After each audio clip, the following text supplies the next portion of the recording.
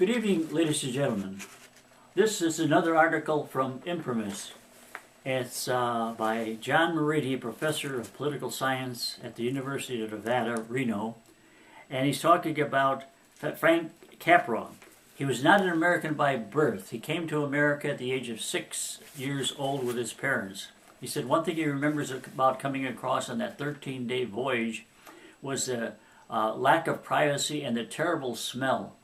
And when he got into New York Harbor, his father took him upstairs, and he looked at the Statue of Liberty, and his father told him, Chico, look at that. It's the greatest light since the Star of Bethlehem. Remember that light of freedom.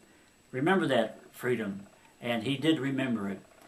Years later, in 1971, his autobiography, he wrote, practically all of Hollywood makes all the films making of today is stooping to cheap, salacious pornography and a crazy way of competing for the patronage of deviants.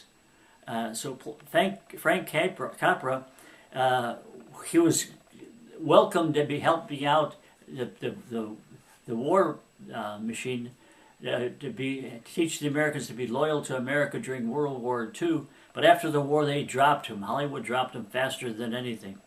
Mr. Smith Goes to Washington was one of his movies, and it's talking about, it's not the different corporations, it's not the so much the unions or anything. He said it's the politicians who are really being corrupted by all these different things. If they stood up for America, we wouldn't have all this going on.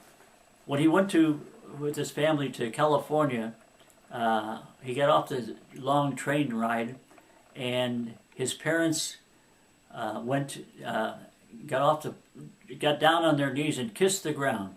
So at the very last time, when he was 85 years old, he was given a special honors and stuff like that, and he said, "For America, just allowing me to live here, I kiss the ground."